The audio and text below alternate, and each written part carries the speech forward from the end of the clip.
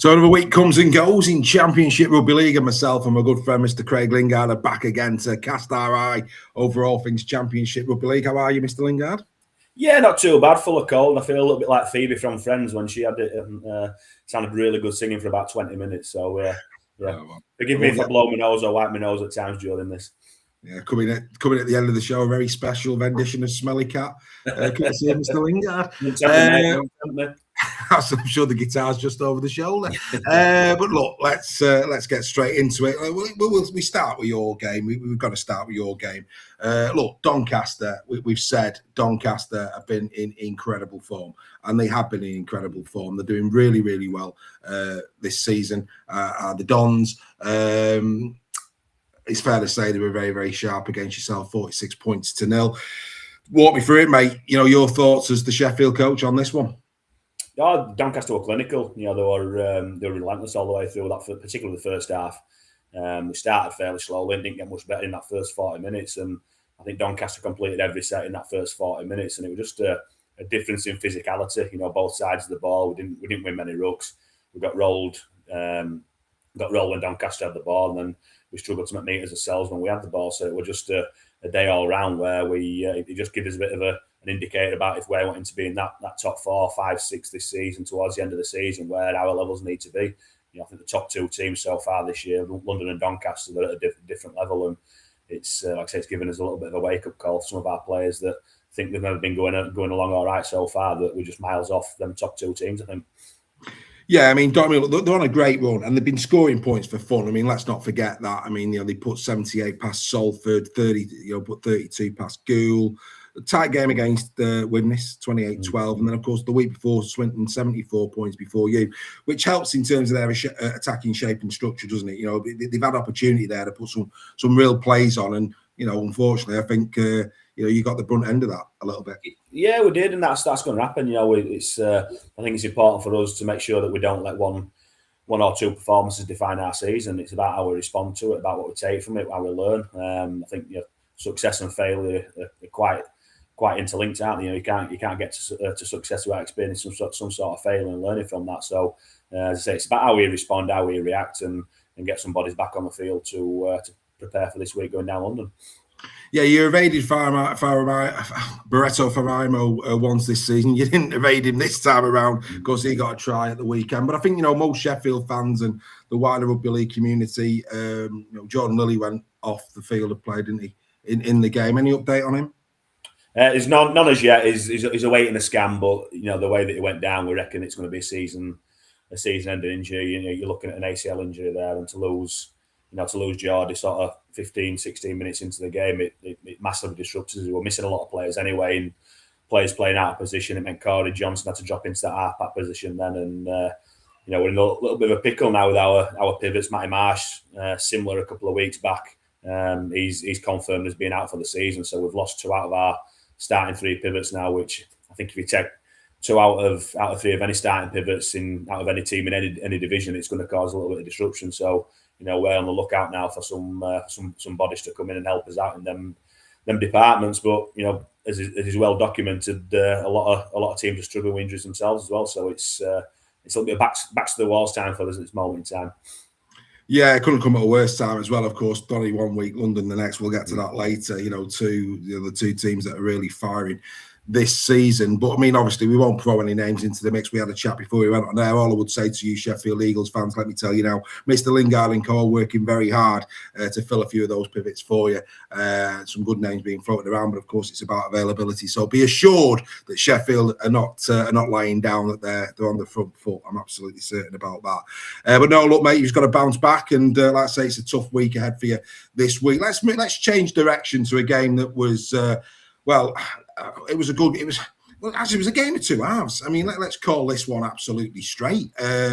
Barrow Raiders 18, Widnes 8.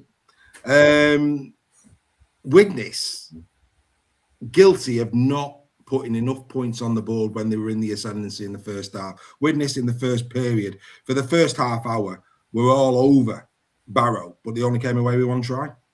Yeah, I think in them games against teams that are in and around each other in the table, which Barrow and Widnes are, I think you've got to be really clinical with the opportunities that you get, because if you don't take them, it's unlikely that you're going to get the opportunity later on. And as you alluded to there, I think that's exactly what happened to Widnes in that game. Maybe didn't take the opportunities that were presented in that first half, and it's come back to bite them. But I think we probably got this one right last week. I think we just veered towards the side of our advantage, just getting Barrow over the line. So I think like I said, taking the opportunities in games like that, it's got to be clinical, and unfortunately, Widnes didn't do that in the first half.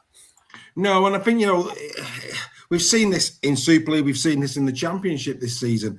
Late tries at the end of the first half, and that stack try was absolutely critical for Barrow. How Barrow go in 6-4 up? I mean, they must have been. Well, let's put it this way: the oranges tasted a lot sweeter, didn't they? Yeah, and it's we had a couple of weeks back ourselves against Oldham, where Oldham scored on that last play before half time, and it completely changed the perspective of both teams. You concede a try just before half time, it gives you a little bit of a kick, and it changes your half time team top. But likewise, if you get that try in the stroke of half time, it gets you back in the game within a score or two, or it gets you in front as well. So again, it gives you a completely different perspective at half time. So if you're Barrow and you know that you've not played particularly well, and you're still going in at half time 2 points up, then you think, well, look, if we can just change around and be 15-20% better in this second half, then we should be all right. Absolutely, man. But I'd say, you speak of tries, T. Ritson's. Oh, yes. Beautiful. A lovely right to left edge play. 80 metres later, and T goes in on his 100th career. I mean, that was a beautiful, beautiful try. Yeah, typical Barrow. Historically, under Paul Craig, that's how they've played. They've played expansive. The players that they've got, the players that have recruited, it suits that style of play. And I think Barrow are one of them teams that are, I guess they expect to not complete at 90% because of the way that they play. They're going to come up with errors every now and again, but when it sticks, and it looks absolutely fantastic. And he said T. Ritson scoring that try. He's been renowned for scoring long distance tries across the years, hasn't he? Well, 100%. He's doing well in the Championship. That's 9 now. 9 for the season for T. He'll be pleased with that. And interesting to see Wesley Bruins as well. Couldn't get himself a spot at Saints or at Warrington. Now plying his trade. The Bulldogs had a reasonable game, I'm led to believe. Did Wesley in that, but a really good win. A really.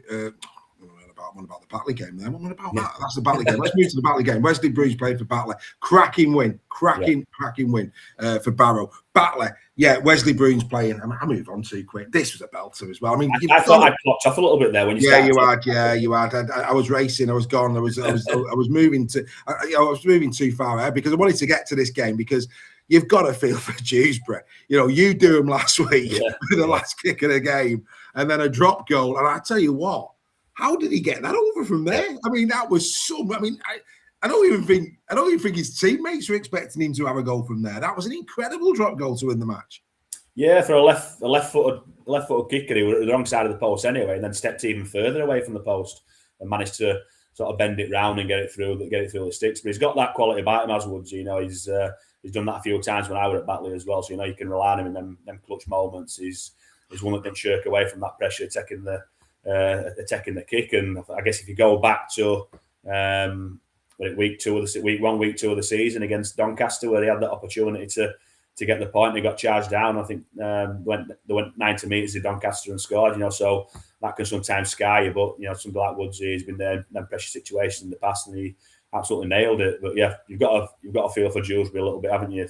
Last minute defeat last week, and then after the utter defeat the week before. But I guess the positive that you take from that, if you're Dewsbury and if you're March, is that look, they're sticking in games and they're being there to win them games. So eventually you're hoping that you're going to be on the right side of the ledger every now and again.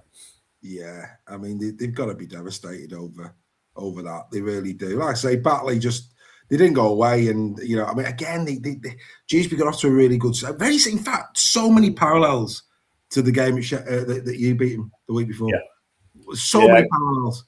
Yeah, I guess if there's a concern for Dewsbury, it's that they're putting themselves in winning positions. Well, they're 12 points up, 14 points up, I think it was. So if you're in them situations, you've got to be clinical. That's where you've got to start being a little bit ruthless and kill them games off. And another score might have changed that, might have changed the game and changed the feeling of the Batley players and the Dewsbury players as well, and give them a little bit more confidence. But they can't keep putting themselves in positions where they're 12 points up and then losing games. So I guess that's a negative for Dewsbury. But as I said, the positive is that they're putting in decent performances and they're with an opportunity to win games late on.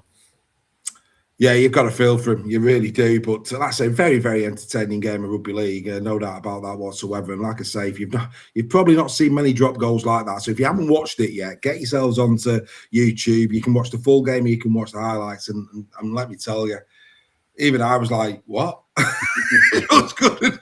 Unbelievable. You've got to feel for Dewsbury. Gould Vikings 14, Newcastle Thunder 32, and it's fair to say Gould allowed Newcastle to get too far away. They played well second half, Gould. They came out of the sheds. You know, they did well. It was 16-0 down at half time. Like I say, two pretty quick tries off the bat for Newcastle.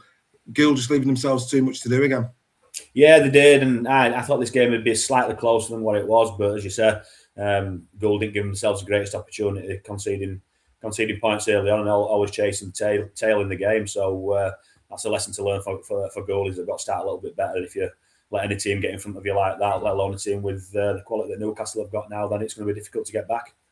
Of course, with York having quite a few injury problems, I'd be interested. Quite a few of those Newcastle players will be fancying an opportunity at Super League. You know, we know the relationship that they've got with York, and that'll be interesting to see what happens with regards to that. So yeah, but like I say, another win for Newcastle. They are in really good form now. I think it's like 4 in a row. I'm thinking it's 4 in a row. Is it? I'll have to take your judgment. Yeah, it is. Yeah, 4 in a row. Beat Swinton, Keighley, Workington, and now Gould. So that's 4 in a row. So that's good form. They're doing well. Keighley 30, Hunslet 42. We went Keighley on this, and Keighley led twice in this game, and I mean it was a real war of attrition. I mean, it really was. I mean, it wasn't. We didn't get the spectacular tries like the T-Vitson one. We didn't get that in this game. But what we got is two real toe-to-toe teams going there. Some very, very close range tries, and Hunslet coming through in the end. A massive win for Hunslet based on recent form. Yeah, it's huge, and I think we went with Keighley based on similar to the Barrow Widnes game. Maybe home field advantage might just give them that slight advantage to get them over the line, but as you say, a massive result for Hunslet with some of the results that they've had in previous weeks. I think massive confidence booster for them to get this victory because they're down there at the bottom end of the table and having lost a couple of games by big margins, having lost a couple of games by close margins as well. I think for confidence and for them looking forward for this season, I think it was major that they got a victory there at Keighley, and hopefully for them now they can start stringing a few wins together and building their way up the table. Yeah, absolutely. Their second win of the season. Of course, Rochdale, it was earlier in the campaign, and a comfortable win as well. That one was, if you remember, 42-6. They beat Rochdale back then. So yeah, they'll be delighted, and congratulations to Hunslet for that. We didn't go that way. We thought, like say, Keighley might get that one. Concerning times for Keighley. I mean, they just seem to be a bit off. Yeah, potentially. But again, you look at the squad and where they are and what they're expecting to be realistic, and they've had a new coach come in who's obviously trying to embed his ideas and his values and his philosophies as well. So you sometimes get a little bit of a time where he needs to come in and embed his own ideas in, but he's coming into somebody else's players as well. That's always difficult for a coach to come in, particularly if he wants to play a certain way, but he's not got the players that can execute the way that he wants to play, that don't buy into his values. I'm not saying that's the case, but it's always difficult for a new coach coming in to coach another person's team. Yeah, I think for me, I think the concern here for Keighley is that that's 4 defeats now on the spin. But I think to concede 42 points at home, that's the concern for me. You know, whenever you see a team conceding that amount of points at home, when you score 30 points at home, Craig, you should be winning the game, shouldn't you? Yeah, definitely. I mean, we've been in that situation ourselves this season with Sheffield. You know, we conceded 46 at the weekend. We lost a game against Oldham, and we conceded 30 points. You know, sometimes it happens, and it can come off the back of obviously the start of the season that we had at Sheffield. Defensively, we were very, very good, and I think Matty Marsh played a big part in that. I think defensively as a fullback, he's outstanding. But I think sometimes you have results like that. Things happen, but I think it's really important for us and for Keighley as well that it doesn't become a common occurrence. And you've got to make sure that like I said earlier, you don't let one game or 2 games define what you're about as a group of individuals, and it's about learning from what's gone wrong and trying to put it right the following week. Yeah, couldn't agree with you more. Midland Hurricanes at it again. Go to Colwyn Bay, 56-18, 11 tries. Another great win, this one for Midland. Yeah, big performance is that one. Yeah, I think we'd tipped Midlands to win that one, but again, maybe not by such a big margin as it was. But they're firing out. They're the third in the table. I think they are. Well, that's their third on the spin. Beat Rochdale and Keighley before that one. Yeah, so they're playing with a lot of confidence, aren't they? And that's what happens when you're winning games. You're playing with confidence. You get that extra 5 or 10% than you ordinarily would get, and it's massively important for them now that they're trying to maintain that form when some of the harder fixtures are going to come in. Well, I mean, the interesting thing is, we played 9 rounds. They played 7 of them on the road. Which again, if you're Midland and you're in third and you played 7 away, I mean, they're away again at Workington this week. So, you look at that and you think, better times ahead in terms of home field advantage. They'll be over the moon with the start they've made. Yeah, they will. In terms of home field advantage, is it an home field advantage for them because it's a new ground? So they won't play there that many times themselves. So it'll take them a lot. I guess a while to get used to the surroundings at the new venue. So I guess home field advantage at this moment in time won't really play a massive role in that for them. I thought.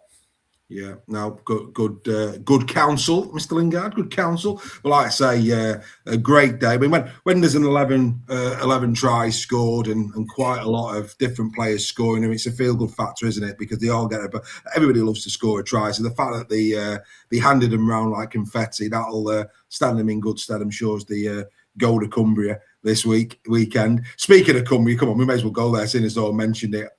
What a mud bath that was. Absolutely incredible. But a win for Workington. And I'm right in thinking, I'll look at this before we went on air. 4 in a row now, Workington over Whitehaven. That's their 4th win in a row. John Thompson made his 100th career appearance for Whitehaven. But yeah, that's 4 in a row now for Workington. Local pride on the line. They'll have enjoyed that. Yeah, definitely. Any victory in a local derby is it's a great one to get. And I think this one last week they were sat on the fence a little bit. They weren't quite sure which way it'd go, and it was close with 8. We went Whitehaven because they were at home. Did we? Right. I think we did. Yeah. I can't remember that one.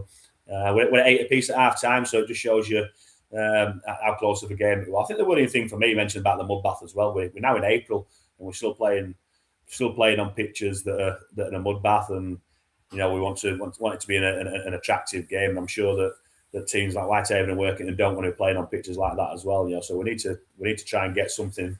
Whether we start the season later, which I don't think it will. I think if anything, it'll go earlier. But these are the consequences of starting the season so early that you can't get the fields back. Once the fields are gone, it's very, very difficult to get them back, and it impacts on the product that we're showing. But Cumbrian Derby, massive victory for Workington, and no doubt will give them a massive bit of confidence as well. Yeah, absolutely. I'm led to believe that even before the game kicked off, I think the warm-up cut reading reports that the warm-up cut the field up, let alone the actual game. So, yeah, I mean, it's always tough up there when for any side. But yeah, anyway, good win for Workington. Let's change track. Oldham, good win for Oldham against Rochdale. Oldham, that's 4 in a row for Oldham. Starting to kick. I mean, after that little bit of a wobble when and I know there's issues still going on there, but that start of the season, it wasn't ideal for him in terms of off-field attention. But they just seem to. I mean, you said at the start of the season when we started doing this, you felt Oldham were capable of having a really strong campaign in 2026, and they're just starting to look like the team that you expected them to be. Yeah, they're starting to find their feet. They're starting to find some consistency, and I think we're now focusing more on the on-field stuff rather than the off-field stuff, which we were potentially focusing a little bit too much on at the start of the season, which were difficult to get away from. But the quality of players that they've got, and you're seeing that Jack Walker now is scoring tries regularly, is getting running the game, running the team as well. And I think if he plays consistently well, then Oldham are going to play consistently well as well. Josh Drinkwater as well keeps pulling the strings. Yeah, very, very strong Oldham, and I can see them only getting stronger. Yeah, I mean, you mentioned Walker. I think rugby league purists out there have got complete and utter respect for Jack Walker. I think he's a class player, really, really strong. Never lets anybody down. Yeah, very, very solid, and good to see Riley Dean as well, the former Warrington product. He's showing his straps as well. Yeah, he has. He went over to Australia for a little bit. We had him at Castleford for half a season as well when he came back over from Oz. And yeah, he's got plenty of potential, as Riley. Whether he wants to try and get back into Super League or not, I don't know, but he's certainly got the potential to do so. And if he's playing consistently well, the position that he plays, he can cover fullback, plays halfbacks as well. And with the amount of people that we've got out in them positions at the minute, it might not be a bad pickup for a Super League team as well. No, I think Riley's lovely temperament, Riley Dean. Really calm head on. I mean, back in the day, real calm head on young shoulders. Good ball player. Good to see him doing well. Really good to see him. And like I say, yeah, be lovely to see. He got many years ahead of him. Good to see Riley back having a crack at Super League. I do think there's a Super League player in Riley Dean. I really do. But no, good to see him. And then, of course, the battle at the bottom: Swinton 10. Salford 20. Well done to Salford, their second win of the season. I've got to say, two nice tries in this one. Two really nice tries in this one. The first one, Bradley Dwyer. I mean, from 20 metres out, saw a little chink in the defence. Off he goes, across field, on an angle run. Beautiful try, took it really well. But I'm sorry. I mean, if that was nice, then it was a case of hold me beer, because the Swinton one in the second half. Oh, Louis Roberts take a bow. That break down the right, absolutely stunning. Tom Ratchford just has to finish it off. But like I say, two wonderful tries in the game, and a good game as well. It was a competitive game, but Salford come through, and that's really good for those Salford fans, isn't it?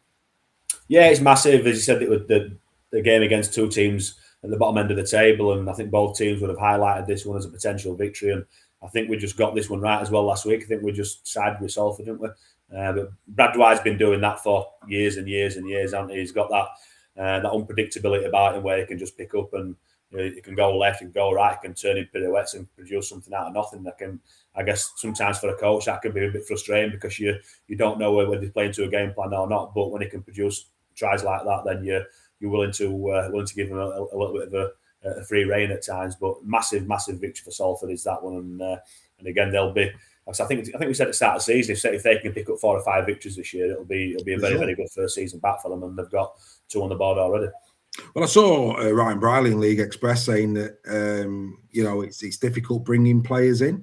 There's a handful of agents that won't deal with Salford off the back of what happened last year, which is a bit upsetting for Salford fans to hear. So it would appear that he's finding it difficult to recruit and to bring people in. He did mention that they've already made some signings for 2027, but in the here and now, they're finding it difficult to get the squad where it needs to be. But absolutely. I mean, I think from a Salford fans' perspective, they just wanted a team to support. They've got that. They're picking up a couple of wins. If they get a few more between now and the end of the season, it's a good news story, no doubt about that at all. New leading try scorers in the Championship, Cody Hunter. He's got 10 now for Newcastle. And is it Dean Gebby, Doncaster?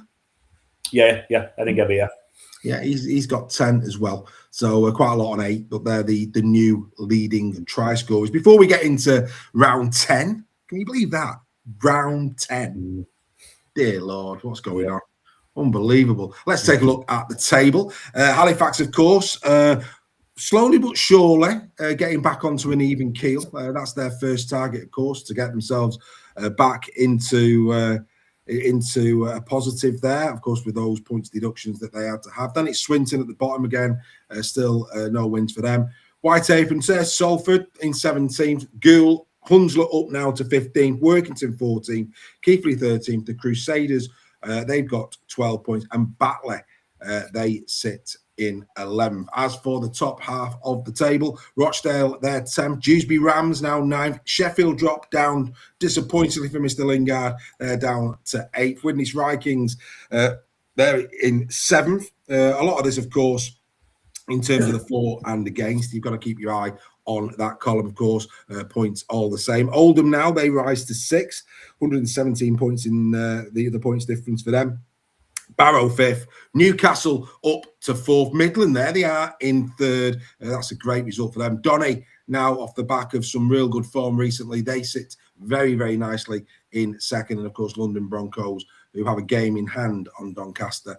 But as you can see there, quite a healthy lead when it comes to points difference. They lead the championship at this time. Right, let's get into this week's game. Starting, of course, yours at London. Look, yeah, I'll say it for you. You're not going to say it, but I will. London will be very much the favourite in this. We know that you've got injury concerns. London really, really head and shoulders the team of the championship with the personnel they've got and what they've got going on. So what's the aim? I mean, I know you're going to want to be competitive. I know you want to. You'll never say die, and you're going down there to give it your best shot. But what would success look like for Sheffield on Saturday? Well, we've said all the way through the season, whether we win or lose, we've got to be difficult to beat. We've got to go out on that field and come off that, knowing that the teams had to work really hard to beat us. And we didn't think that was the case on Friday. So we've got to go down London and make sure that we're difficult to beat. Whatever happens will happen. It's probably the hardest task of the season for anybody, is the away game at London this year. So any particular time, it's going to be very, very difficult, and especially when you've got bodies that you're not sure whether you're going to have a 17 or an 18 to take down at this moment in time.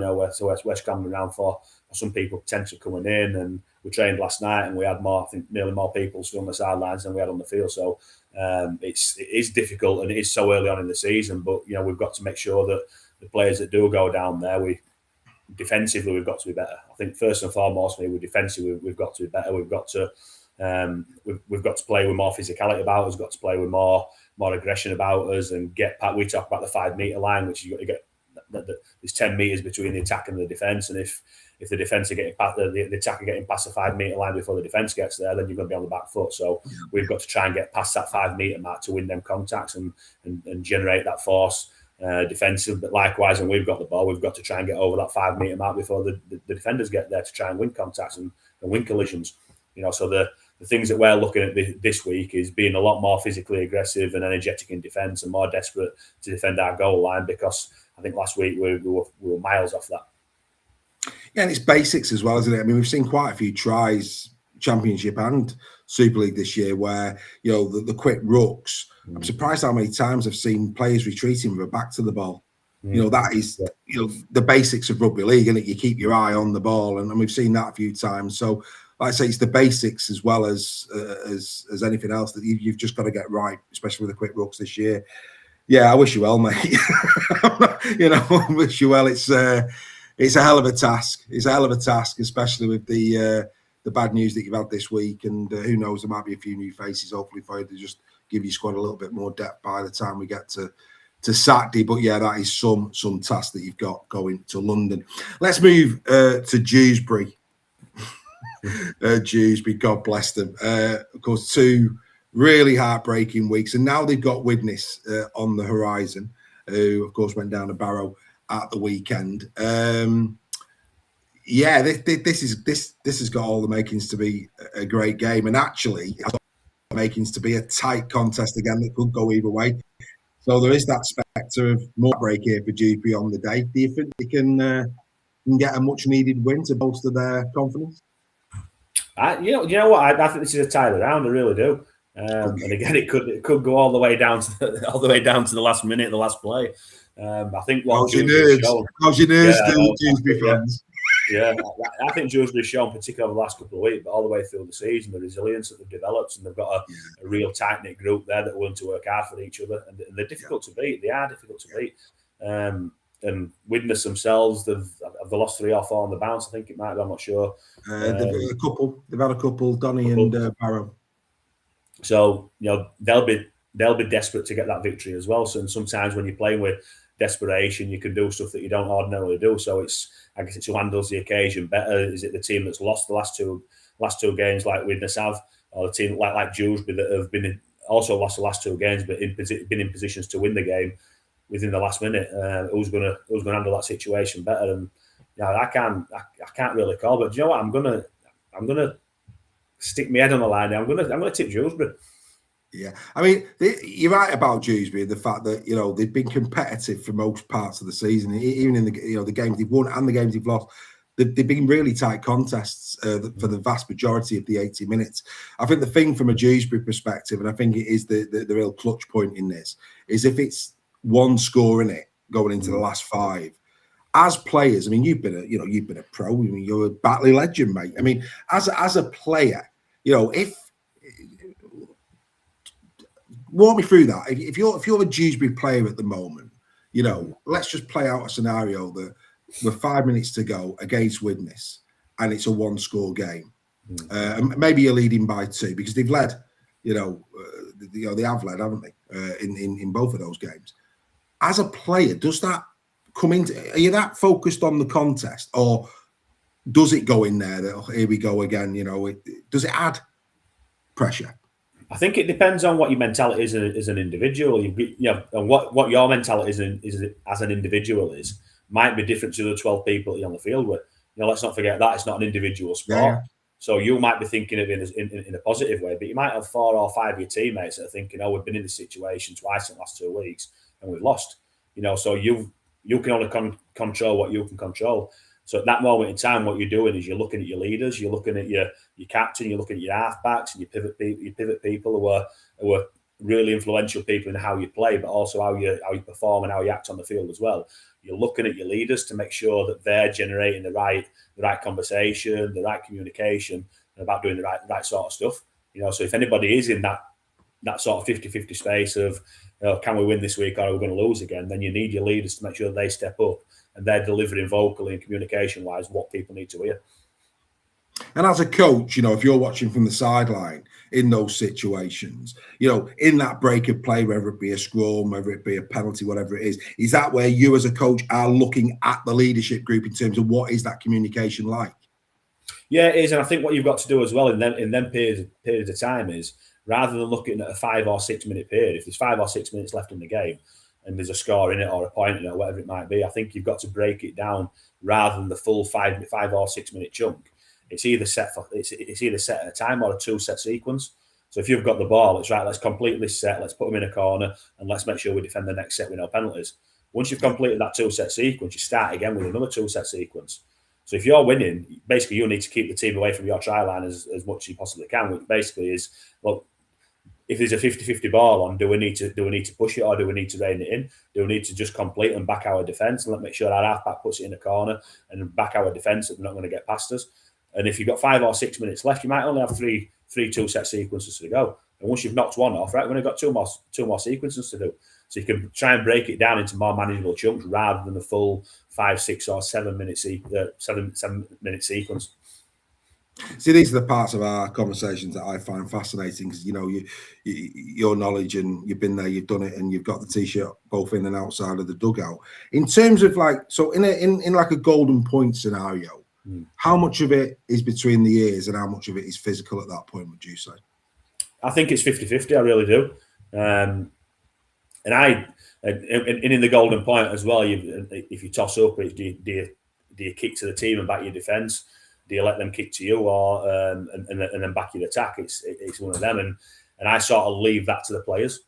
I let the players decide what they want to do, and that will show me what their mentality is. And I quite like it when a team will say that we'll kick to them, we'll back as defence, because it shows their mindset. As a supporter in Golden Point, I want to kick. I've always thought that. Yeah. I want to kick because I get territory. My team is getting, because territory is so vitally important in Golden Point Rugby League. So for me, I think the coin toss is absolutely vital. And for me, I always feel more comfortable my team kicking off a Golden Point, getting the ball right downfield, good line speed, hit them about the 20-metre line. Yeah.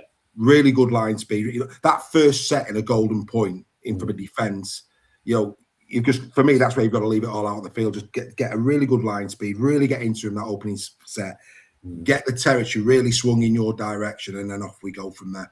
Yeah, 100%. I agree. I think if you, as a defensive team, if you're kicking off, if you can make the opposition kick from within their 40, the likelihood is that within 6 plays you're going to have an outside opportunity, or better than an outside opportunity at a drop goal.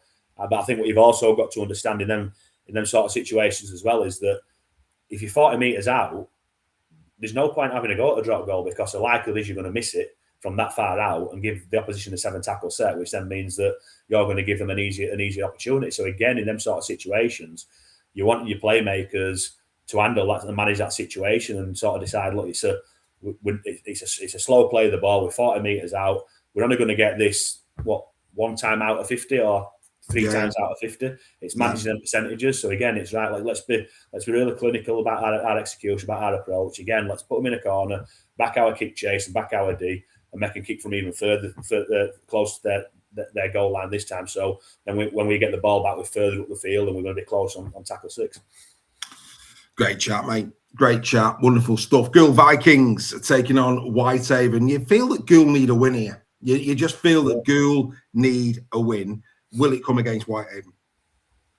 Yeah, I think potentially. I think you're right. I think you're nailed on. And I think when you look at the team as well and see where Goole are, they've only won 2 games, but we've talked quite complimentary about Goole this season so far. And I guess how we've talked about them, you would think that they should be, or they are further up the table, but they're not.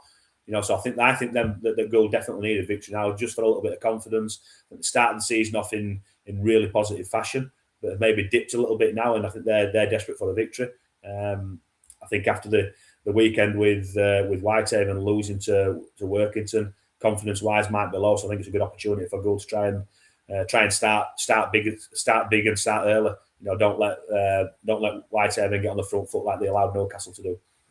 Well, I'm hoping to get Tony Whiteley on from Goole. I'm in discussions with Tony, and we might get Tony on Championship Rugby League with Craig Lingard to have a chat about Project Goole, its origins and their aspirations. That coming up in an upcoming episode. We'll have Tony with us, and that'll be good. That'll be good to have a special guest on the show, and it'll be good to hear from inside the camp, as it were. But yeah, I think this is a big game, really big game for Goole. Now, 2 teams. One really had a really bad off-field season thus far, which is Halifax, going up against Oldham, who had a wobble as well. Both got good squads. Oldham in good form. Halifax not doing too badly. At the start of the season, with no off-field shenanigans, we'd have probably been rubbing our hands on this one. Are we still rubbing our hands? Yeah, I think so, mate. I think what Halifax are doing, they're showing that. I guess that backs to the wall mentality, aren't they? I think it's the siege mentality. I think they're developing. I think it's almost us against the world, that sort of mentality. And I think so far it's working. As we mentioned every week with Halifax, it depends on the players that they can get on the field. And if they're picking up injuries, then they're reliant on other teams giving them players and maybe people playing out of position, which is very, very difficult to cover at times. So I think it all depends on what sort of 17 that Halifax can get on the field. But the way that they've responded since the issues have happened at Halifax and since they've come back, I think they've been first class. I think you would slightly favour Oldham in this one, but never write Halifax off. I think with the way that the way their attitude is and the way that the performance and the results are going as well. Yeah, I mean, Oldham's firepower recently has been pretty good, hasn't it? I mean, they're scoring over 30 points 4 games running, which over 40 points in 2 of those games. That's the problem. Oldham at the moment, from a go forward perspective, do look as if they've got a lot to offer. So yeah, I would go the way the away side on that one as well. Hunslet, of course, a great win the last week in that toe-to-toer, but this is a completely different proposition. They're going up against Newcastle, but we don't know what's going to happen in terms of the York piece here. Yeah. So, as we sit here now, I think we've got to look at this as if they can plug and play the team from last week going up against Hunslet. Again, it would be hard not to back Newcastle. Yeah, I think so. But Hunslet, with that much needed victory, it'll give them a lot of confidence going into the game. But as you say, it's difficult knowing what sort of team Newcastle are going to put out there. Looking at the comms on social media, Mark Applegar saying he looks like he's going to struggle to get a 17 or 18. But I've not read too much into it. Is there any talk about him saying that he's going to dip into the players at Newcastle? You would expect him that's what he'd do, because you need to safeguard, I guess, the parent club in this situation. That's what these situations are for. The players who aren't currently playing in Super League, they drop down into Championship, play for Newcastle. Now the match fit and they've been playing week in, week out. It's an opportunity now for them to step back up. So Newcastle might be a little bit weakened this week, and if they are, then you probably tip more towards the side of Hunslet on that one. And I think about York as well is, if we're being perfectly honest about York, it's an opportunity. They're in the quarterfinals of a Challenge Cup. So, if they do need to go and bring a few up, course they're going to do so. I mean, as far as Super League's concerned, you know, from a York perspective, and I know that they'll have greater ambitions. Mark will certainly have greater ambitions than this, but anything other than bottom in the first year back in Super League is a result. So this is a real opportunity for him to go far in the cup. And like I say, it's a tough ask against KR, but there's no doubt, I agree with you, if he needs to dip into him, he will, and that could affect Newcastle this week. Keighley Cougars, North Wales Crusaders, both in pretty average form at best at this moment in time, coming up against each other. Both will fancy this, and it should be a good game. It should, and I think there's a little bit of a subplot to this game as well, isn't there? The number of ex-Keighley personnel that are currently at North Wales. You know, Jake Webster left Keighley, went to North Wales, took a couple of players with them as well. So I think there's maybe a little bit of a subplot to this game. I think which will be an interesting one to see how that one develops. But again, makings of a great game as this one. And if you're Keighley, again, you're looking at wanting to make home advantage pay, both on the back of two disappointing defeats, I guess. And again, it's one of them which side is going to handle the situation, handle the occasion better, and respond better from losing last week.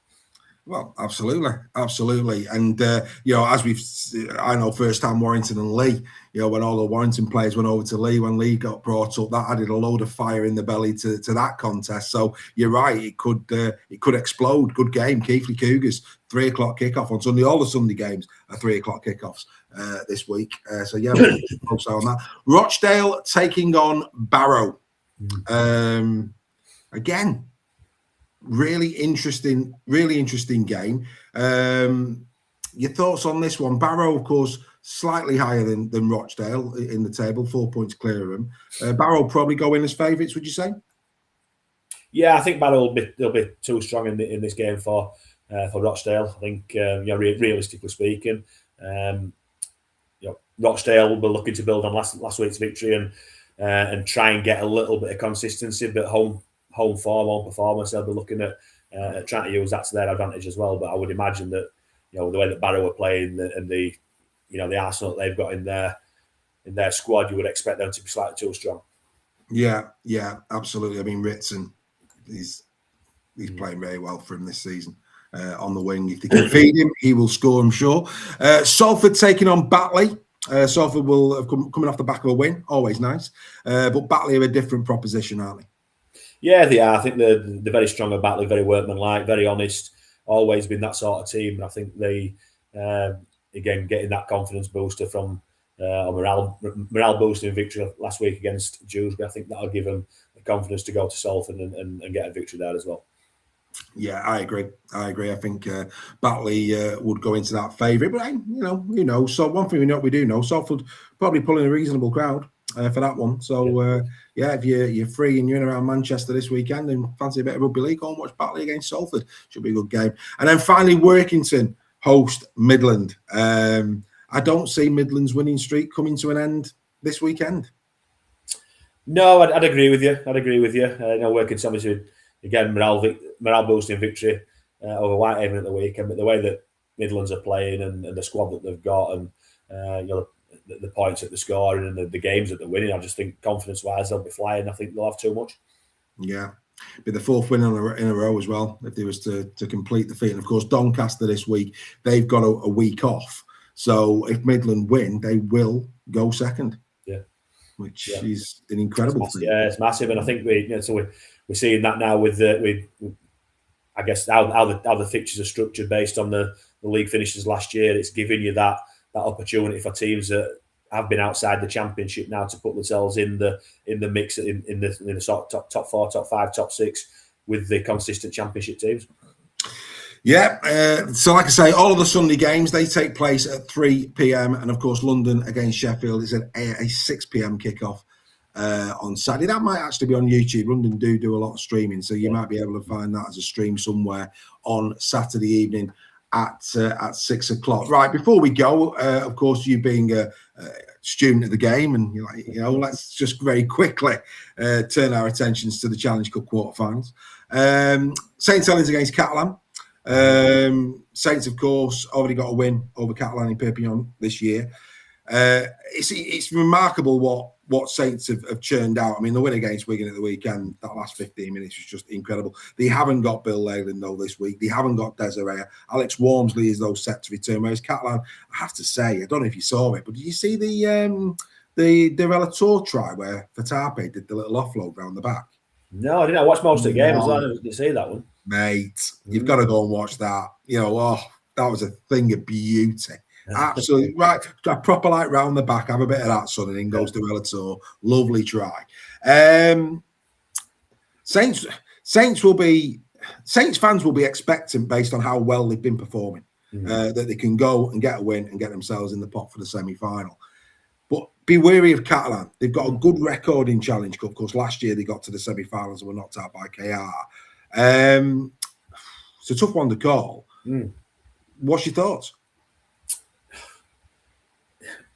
It is a difficult one. I guess logically you'd say Saints, but there's just something in the back of your mind that's saying that Catalan, they're playing well at the minute, aren't they? They're again a good battling victory over Toulouse last time out. They're a different team at this moment in time for me than they were at the start of the season. I think they've found a little bit of class. They've found a little bit of grit and determination, a little bit of toughness. And with Saints, without a couple of bodies this week, and I see Alex Walmsley's back, but I don't know. It's a very, very difficult one.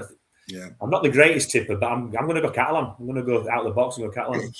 I think that's going to be a really good game Friday night at 8. Such a shame. I'm not sure if the Sportsman's picked that up or not. I've not actually looked. It could be that the Sportsman has picked that one up. So it's worth checking on the Sportsman's website for that. It could be being shown on there this weekend. We go to Saturday. We've just taught York Knights against Hull KR. It was a great win for York on the opening game of the season, but it's hard to not see KR coming through this.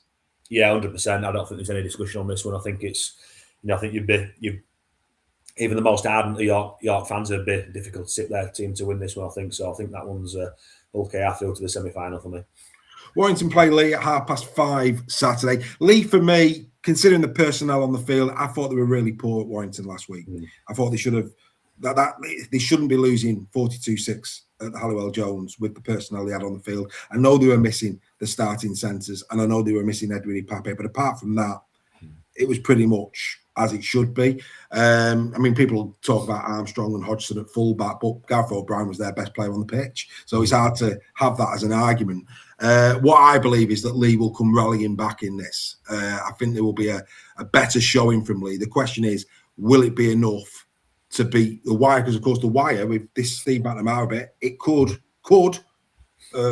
unsettle, maybe. It happens. So there's a bit of narrative there for Warrington. Your thoughts on this? Should be a good game.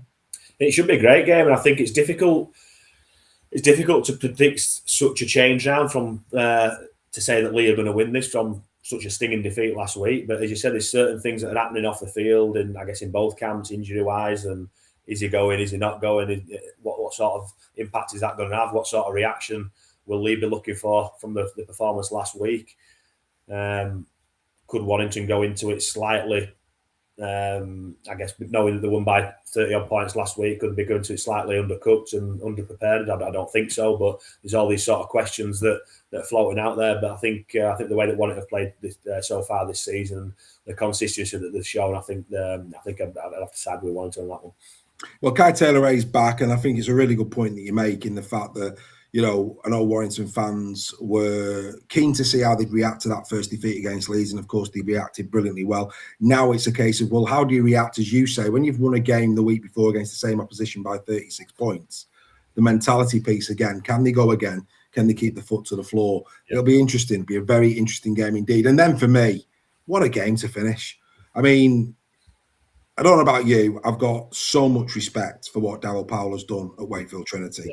I think he's assembled a really good crew of players and players on the fringes that, don't get the glamour, the likes of Oliver Pratt, who for me is in sensational form this season. He's been incredible as Ollie Pratt. The new players that they brought in, the likes of Lolosio that we saw this week, who I thought had a really good game for Wakey. Yeah. So Wakey, for me, a great side and at home, and can beat anybody on the day, going up against a Wigan side that was destroyed by Huddersfield and then conceded 24 points in 15 minutes against St Helens to lose the derby last week. I mean, it's unthinkable to think that Wigan lose 3 in a row, but it's Wakefield and Wakefield at home. And for me, what an opportunity this is for Wakefield Trinity.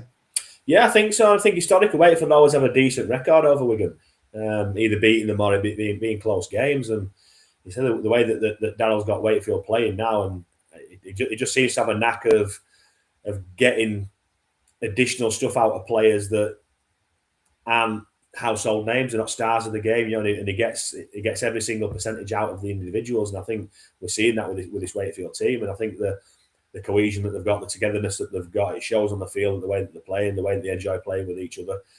Wigan lacking a bit of confidence, maybe losing 2 games on the bounce, which doesn't often happen for a Wigan team. So again, how are they going to respond to that? Are they going to react to that? Squad wise, are Wigan going to get any players back to strengthen them? I don't know, but I think there's a danger. I'm not seeing anything yet, but Insemba limped off, didn't he, at the weekend? Yeah. So that's a concern for him. Yeah, I think I think I'm going to side with Wakefield on this one in a close game. Yeah, well, we went the same way. Yeah, we went the same way last night. We just think, at the moment, Wakefield are in good form. They seem to be riding the injury wave really, really well. They don't have many players out, and Wigan, there's just key players out. Farrell deputising at centre. Yeah. Is that working? Is that not? I mean, we know Liam's a consummate pro, and he'll do his best in there, but he hasn't got the hands of a centre, and that's almost stunting the left edge a little bit in terms of flow and the flow of the play. Then you add to that on the left hand side if Insemba's down as well.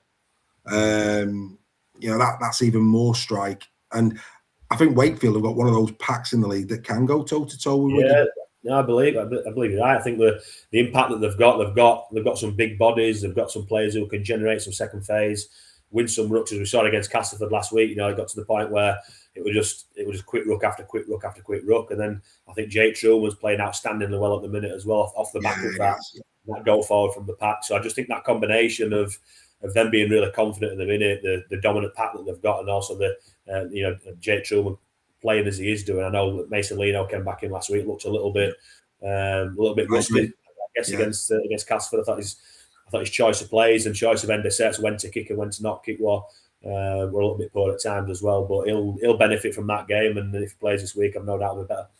It's interesting, again, he's got a dilemma there in terms of Sinfield, who will probably feel a bit aggrieved that he was dropped for Leno at the weekend. And I think, the likes of Tyson Smoothie is settling down even more. For defensively, he was epic against the Tigers. And I love Smith when he comes on.